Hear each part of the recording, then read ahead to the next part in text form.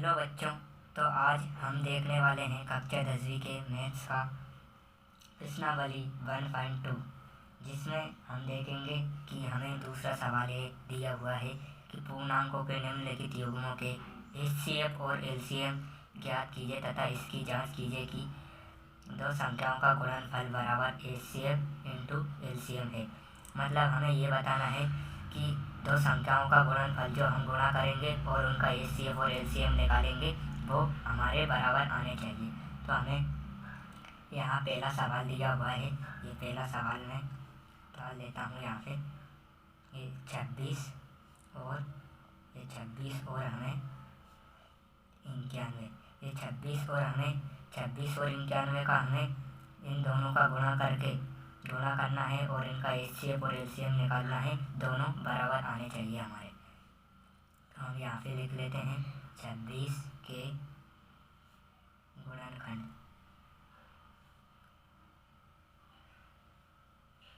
26 के गुणनखंड। तो यहाँ पे हम एक तरफ लिख लेते हैं 26। तब इसके गुणनखंड लिखने के लिए हम क्या करेंगे, 26 है उसमें हम 2 का भाग देंगे, क्योंकि यहाँ पे 26 हमारी सम संख्या है और 2 भी हमारी सम संख्या है। हमें सबसे छोटी जो सम संख्या होती है सबसे पहले उसी से हम शुरुआत करते हैं। तो हम यहाँ पे 26 में 2 से भाग देंगे तो ये 2 से 13 बार जाएगा और 13 का किसी संख्या में भाग नहीं जाता है, 13 से ही जाता है। तो ये 13 एकम ये 13, तो इनके गुणनखंड हो गए 2 गुणित 13। अब हम क्या करेंगे, ये ऐसे ही 91 के गुणनखंड निकालें। तो यहाँ पे लिखेंगे हम 91 के गुणनखंड बराबर, यहाँ पे हम एक तरफ निकाल लेते हैं 91 के गुणनखंड। अब यहाँ हम देखेंगे कि 91 विषम संख्या है, तो हम यहाँ पे विषम संख्या ही देखेंगे भाग देने के लिए। तो हम यहाँ पे देखते हैं विषम संख्या कौन सी है। तो 3 से देखेंगे। पहले हमें सबसे छोटी संख्या देखनी पड़ती है, जैसे कि 3 सबसे छोटी, जिसमें भाग चला जाता है 91 का। 3 से भाग देखेंगे 91 में। अगर 3 से नहीं जाता है तो 3 से बड़ी विषम संख्या देखेंगे, 5 देखेंगे। अगर 5 से भी नहीं जाता है तो हम उससे बड़ी विषम संख्या 7 देखेंगे। तो हम यहाँ पे देखते हैं कि 3 से इसमें भाग नहीं जाता है और 5 से देखेंगे, 5 से भी नहीं जा रहा है तो 7 से देखते हैं। तो 7 से इसमें भाग चला जाएगा। तो 7 एकम 7, यहाँ पे 2 बचे तो 21 हो गए। तो 7 तिया 21, 13 का इसमें एक बार चला जाएगा। तो इसके गुणनखंड निकल रहा है 13, 7 इंटू 13। तो अब हम क्या करेंगे, इन दोनों संख्याओं का एलसीएम निकालेंगे।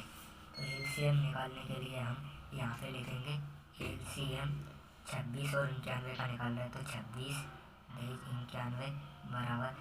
अब एलसीएम निकालने के लिए हम क्या करते हैं, तो जो संख्या दोनों में मिलती है, जैसे कि यहाँ पे 13 दोनों में मिल रही है उसको एक बार लिखते हैं और जो नहीं मिल रही उसको गुणा में लिखते हैं। जैसे कि यहाँ पे 13 हमें मिल गया है दोनों संख्याओं में, तो यहाँ पे लिखेंगे 13 इसमें भी मिल रहा है, 13 इसमें भी मिल रहा है, तो ये एक ही बार आएगा। अब इसमें 2 है तो ये भी लिखाएगा जो बचती है।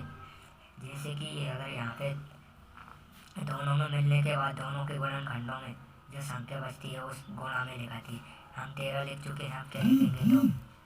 फिर जो इसके 2 लिखने के बाद हम यहाँ पे 7 भी लिखेंगे, क्योंकि 7 भी बच रहा है। तो ये इनका गुणा करने से इसका गुणा करेंगे हम। तो एलसीएम 26 इंटू 91, तो ये क्या हो जाएगा 7 दूनी 14, 14 में 13 का गुणा करेंगे तो हमारा यह जाएगा 182। ये हमारा एलसीएम निकल चुका है। एलसीएम हमने किस लिए निकाला है, क्योंकि यहाँ हमें दे रखा है कि एचसीएफ इंटू एलसीएम।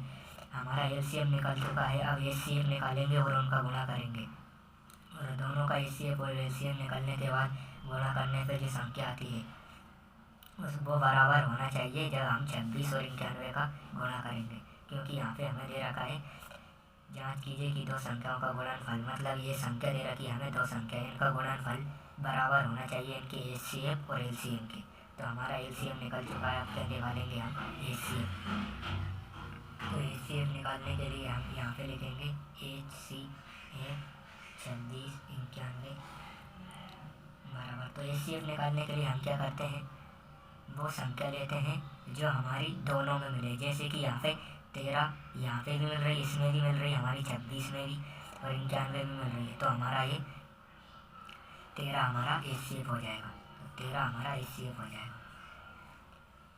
ये LCM में हम क्या करते हैं कि जो दोनों में मिलती है उसको तो लिख लेते हैं, और जो बचती है उनके गुणनखंडों में, जैसे कि यहाँ पे 2 बच रहा है 13 के बाद, तो इसको भी लिखते हैं, और 7 बच रहा है इसमें तो इसको भी लिखते हैं। ये निकल चुका है हमारा LCM। और HCF निकालने के लिए क्या करते हैं, जो दोनों में मिलती है तो उसको ही लिखते हैं हम, जैसे कि ये 13 26 के गुणनखंड में भी मिल रही और 91 के गुणनखंड में भी मिल रही है।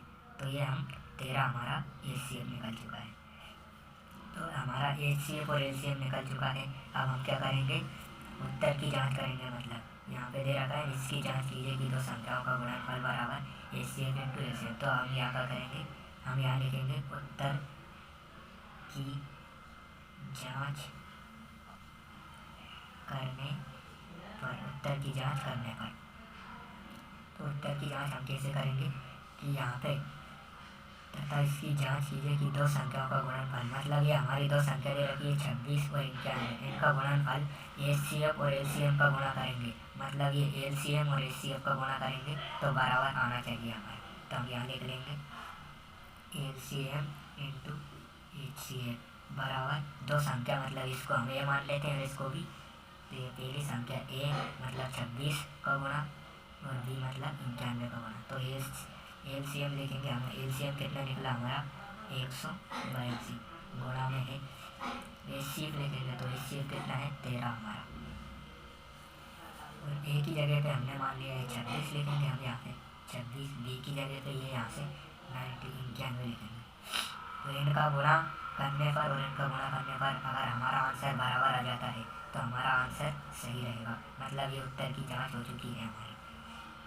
तो इसका गुणा करने पर हम लिखेंगे 13 का 2 में गुणा किया 13 दूनी 26 की 6 2 3 9। तो हमारा ये क्या आएगा, हमारा यहाँ पे आएगा 2366, जो कि हमारा HCF और LCM का गुणा करने पर 2366 आ गया है हमारा। बराबर में ये 26 और 91 का गुणा करेंगे हम तो ये भी हमारा 2366 आएगा, मतलब हमारा HCF इंटू LCM बराबर A इंटू B, मतलब दोनों संख्याओं का गुणनफल और उनका HCF और LCM जो निकाला था वो हमारा बराबर आ चुका है, मतलब हमारा उत्तर सही है। ये सवाल परीक्षा की दृष्टि से काफ़ी इम्पोर्टेंट है, तो इसको आप बार बार रिवीजन कर लें। और यहाँ पे 2 सवाल और दिए हैं, उनको भी आप इसी तरह से करके देखेंगे। तो हमारा ये सवाल कंप्लीट होता है। थैंक्स, धन्यवाद।